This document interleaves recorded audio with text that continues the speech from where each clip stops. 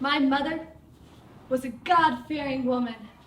And let's be honest, I would have feared God too if he made my child look like that. My parents are strict Pentecostals, and when I was a child, that was very confusing for me because they called everyone in our congregation brother and sister. And for the longest time, I thought Grandma was a complete slut. Yeah, I thought it was related to the entire congregation, but I am an only child. My parents were only married 8 months when they first had me. Something went horribly wrong the day my dad sperm did the backstroke on my mom's uterus because I was born completely messed up. Part of my jaw hadn't formed and I had no finger on my right hand. My mother has always said that she was grateful enough that God trusted her enough to have a child like me. But she lies. As messed up as I was, when she first saw me, she was screaming, "Send it back! Send it back!" To this day, the doctors can't actually explain what caused all my deformities, but that's not a very good story. So I used to tell people that when my mother was pregnant with me, she was a drug addict, and that caused all my problems.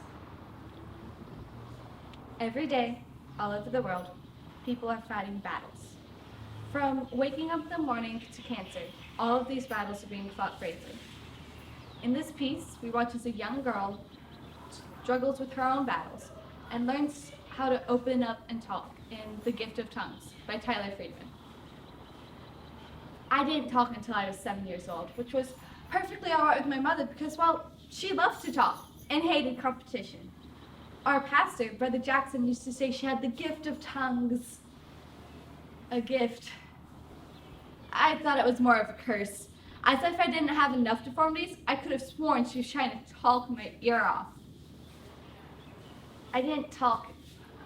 When I was 6, I had surgery done to get my jaw rebuilt.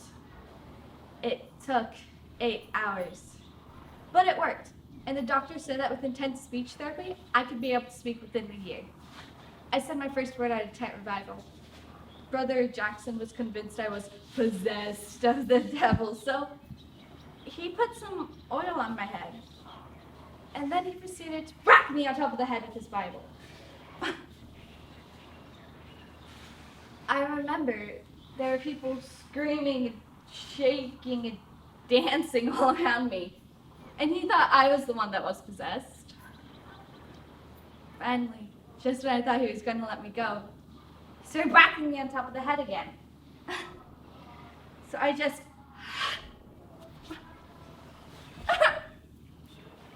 Stop! You jerk! After that, my parents believed miracles really do happen. So we started praying for a lot of things. For me, I prayed that I'd get a new hand that wasn't deformed. I prayed that I would get a new face that wasn't messed up. But most importantly, I prayed that people would stop staring at me like I'm some sort of a monster. Growing up was really tough. People can be unbelievably cruel. I remember during school I'd just be walking down the hallways minding my own business when I would see them staring at me. Now, I didn't let it bother me. I just kept right on walking, acting like nothing was wrong. Then I'd get right up next to them and I'd go, "Bah!" And they would jump. I learned to deal with ignorant people. But I never felt sorry for myself.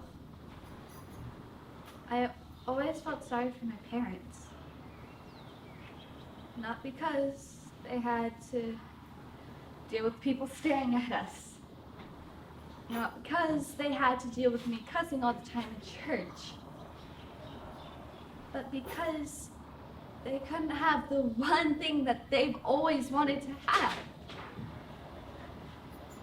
A normal child. Well, they've never actually said or done anything that made me feel like I wasn't good enough for them, but kids aren't stupid. I remember my very first day of school. I was standing there next to my mom. I was listening to all the other parents talk about how their children could already read and write, and they were doing math. And there I was, just barely learning how to talk. In middle school, I tried to fit in. I tried to make people laugh. I used to say the stupidest things, like in English class. Oh, Mrs. Edward, why did in a stupid class did the guy do the nasty with his mom? Everyone would start laughing. But no matter how hard I tried, I could never be normal. In high school, though, everything began to change. My grades started picking up, and most importantly, I made lots of friends. My senior year, I was even nominated for the homecoming choir. This was finally my chance to make my parents proud, to prove to them that I could be normal. I had our entire day planned. I even brought them front row seats for the football game. But the day before the game, things changed. When I came home that Friday, I came inside the door and my mom told me that my dad had gone to the hospital to get some tests done. I tried to reassure her. I told her that everything was going to be okay, but that look on her face, I could tell things were serious. So instead of going to the football game, I stayed home to be with Dad. He got diagnosed with leukemia that Friday. The doctor said that his only chance for survival was a bone marrow transplant from a close genetic match, like a brother or maybe a sister, but Dad's an only child, so his closest genetic match was me. The car ride home, my parents were completely silent. I tried to tell them that my bone marrow was probably a close genetic match to Dad's, but they didn't respond. Until we got home.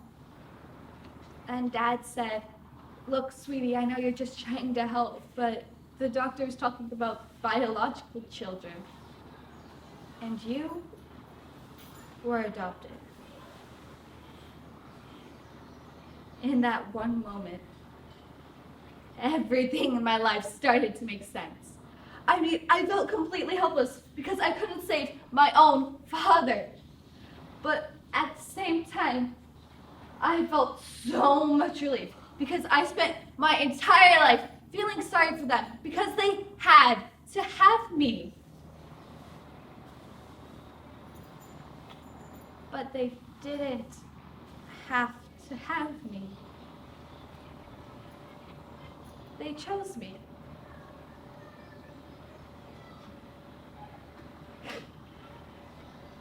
Dad died later that year.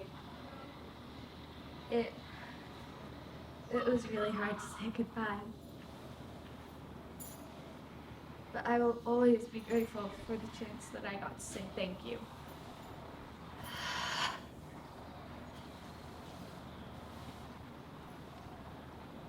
Thank you for choosing me, the child that no one else wanted.